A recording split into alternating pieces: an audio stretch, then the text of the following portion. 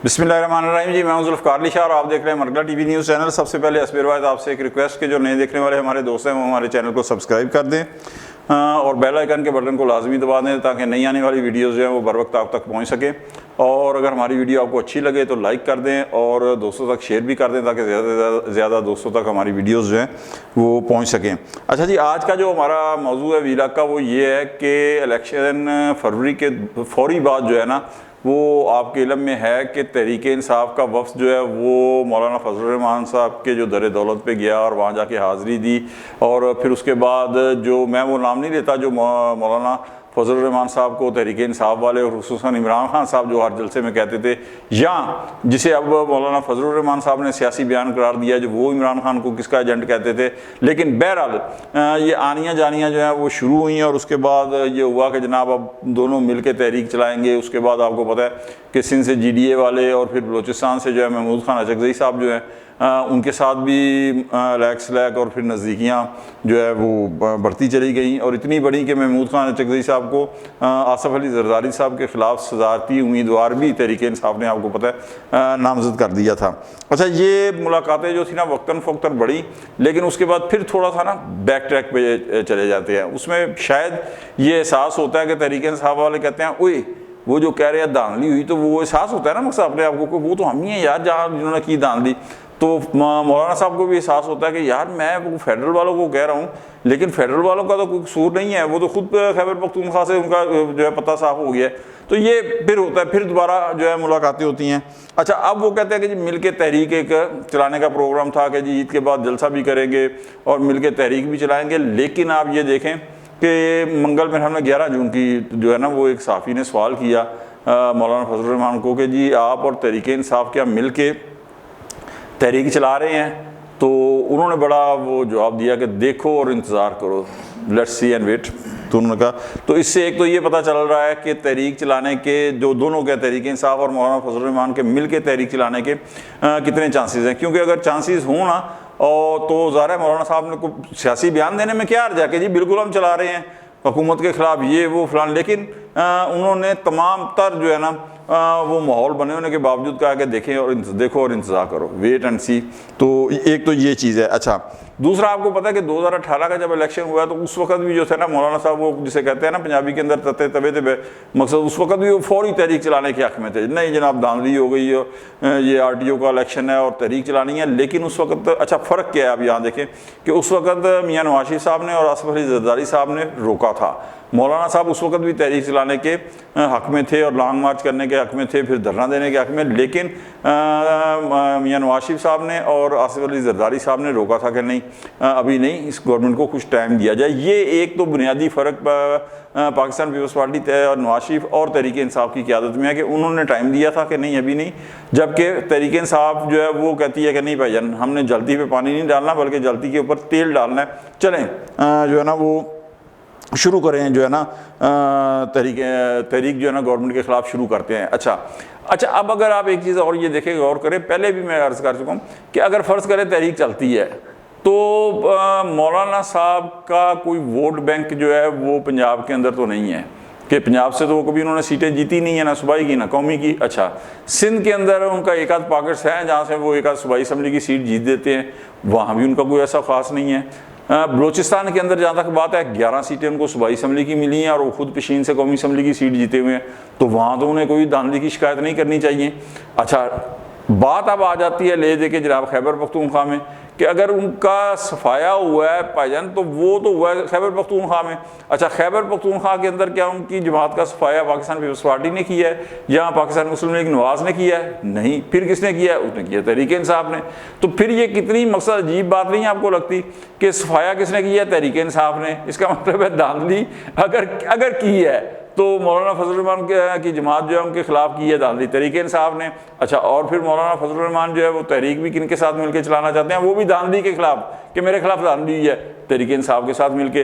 तो एक तो ये बड़ा एक मसला अजीब जिसे कहते हैं ना तजादुस्तान वाला जो है वो मौक़िफ़ है। अच्छा, फिर उसके बाद आप ये देखें कि आप खड़े हुए हैं स्टेज के ऊपर किसी ट्रक के ऊपर चढ़ के तकरीर कर रहे हैं मौलाना फजल रहमान और साथ ही जो है अली अमीन गंडापुर साहब खड़े हुए हैं वज़ीर आला खैबर पख्तूनख्वा। तो फजल रहमान साहब कहते हैं कि जनाब मुझे मेरी आबाई सीट से धांधली के ज़रिए हराया गया डेरा इस्माइल खां से। अच्छा, अब वो बंदा पूछने वाला पूछेगा कि मौलाना साहब आपको किसने हराया, तो वो ये तो नहीं कह सकते कि जनाब फैसल करीम कुन्नी ने हराया जो गवर्नर हैं, वो भी उसी हल्के से थे, क्योंकि वो तो खुद हार गए थे, वो तीसरे नंबर पे आए थे। तो लामहला यही कहेंगे ना कि अली बिन गंडापुर साहब जीते हैं। तो वो फिर एक मकसद पोजीशन जो है बड़ी अजीब बन जाती है कि जनाब अली बिन गंडापुर साहब ने आपको हराया है और उन्हीं के साथ जो है मिलके जो है वो आप तहरीक चलाने की बातें कर रहे हैं। लेकिन मैं आपको एक चीज़ बताऊँ ना कि यहाँ पे आप जितना मर्जी कर लें, मौलाना फजल रहमान साहब हों या GDA की क़यादत हो या फिर महमूद खान अचकज़ई साहब हों, ये जितने सियासतदान हैं ये ज़ीरक सियासतदान हैं। मौलाना फजल रहमान साहब के वालिद मौलाना मुफ्ती महमूद साहब, उसके बाद महमूद खान अचकज़ई साहब के वालिद जो है अब्दुल समद अचकज़ई साहब, या फिर GDA की जो क़यादत है पीर पगाड़ा साहब, उनके वालिद पीर पगाड़ा साहब। तो ये जितनी सियासी क़यादत है ये तजर्बाकार है और पुराने सियासतदानों की जो है ना ये सारी की सारी जमातें हैं। तो ये अगर आप कहें ना कि आंखें बंद करके तहरीक इंसाफ जिस तरह कह रही है होश खो के जोश के साथ आ जाओ जी, आप वो कहते हैं कूद जाओ मैदान जंग के अंदर, इस तरह नहीं होगा। और ना इस तरह की वो तहरीक का हिस्सा बनेंगे कि जिसके मुकद्दर जो है ना वो पहले से ही पता हो कि जनाब शिकस्त लिखी हुई है, इसलिए कि उन्हें भी इस चीज़ का अंदाज़ा है और बखूबी अंदाज़ा है, ख़ास तौर के ऊपर जो है ना वो मौलाना फजल रहमान साहब को, कि 2014 के अंदर जो लॉन्ग मार्च हुआ था और जो धरने दिए गए थे, तो उसके अंदर सबसे ज़्यादा जो कलीदी किरदार अदा किया था वो ताहिरुल कादरी साहब और उनके जो मुरीद थे, जो उनकी जमात के लोग थे, उनके जो सपोर्टर थे, उनके जो हामी थे, उन्होंने अदा किया था।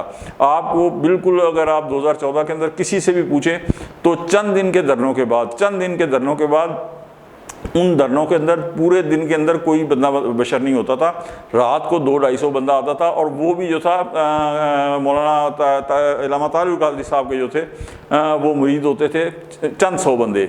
उन्हें बाकायदा मीडिया के अंदर आप लोगों ने बिल्कुल कहा है कि उन्हें हुक्म था मीडिया वालों को कि उन चंद 100 बंदों को आपने हज़ारों की तादाद में करके दिखाना है। तो वो जो ताहिरुल कादरी साहब के मुरीदान थे वही आखिरी वक्त तक डटे थे। उन्होंने जो पार्लियामेंट के ऊपर हमला हुआ, रेडियो पाकिस्तान के हुआ PTV के ऊपर हुआ, या जो कुछ भी वहाँ हंगामा राई हुई, वो सारे के सारे उनके अंदर हार अव्वल दस्ते का किरदार जो था वो मौलाना ताहिर कादरी के जो बंदे थे उन्होंने अदा किया था। ठीक है, तो अब इमरान खान साहब को जो है वो एक और ताहिरुल कादरी की ज़रूरत है कि जिसके उनके मुरीदैन थे, तो यहाँ पे उन्हें पता है कि मदरसों के जो बच्चे हैं वो मौलाना साहब ला सकते हैं, और इस चीज़ का एहसास मौलाना साहब को भी है। लेकिन इन्हें मौलाना साहब को इसके साथ साथ इस बात का भी इल्म है कि 2014 के धरनों का, लॉन्ग मार्च का अव्वल आखिर जो नुकसान हुआ वो मौलाना इलामा ताहिरुल कादरी साहब को हुआ कि उनके 14 बंदे जो थे मॉडल टाउन के अंदर आपको पता है शहीद हुए, मारे गए।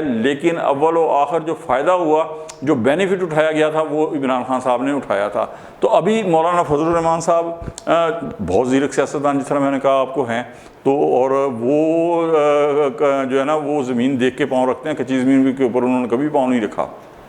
तो वो किसी ऐसी तहरीक का हिस्सा नहीं बनेंगे जिसके अंदर अव्वल टू आखिर जो था वो फ़ायदा जो है वो इमरान खान साहब को, तहरीक इंसाफ को, और नुकसान जो है वो एंड के अंदर जो है वो जनाबे वाला मौलाना फजल रहमान साहब को हो, और बेनिफिशरी जो है वो सारी की सारी तहरीक इंसाफ और इमरान खान साहब हो।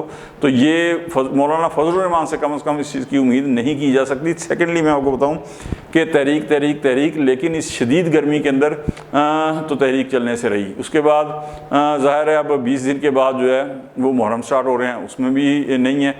तीसरा सबसे अहम जो बात यह है कि पाकिस्तान की तारीख के अंदर कभी वो कोई ऐसी तहरीक कामयाब नहीं हुई जिसे पीछे से बड़े घर की आशीर्वाद ना हो या बैक ना हो।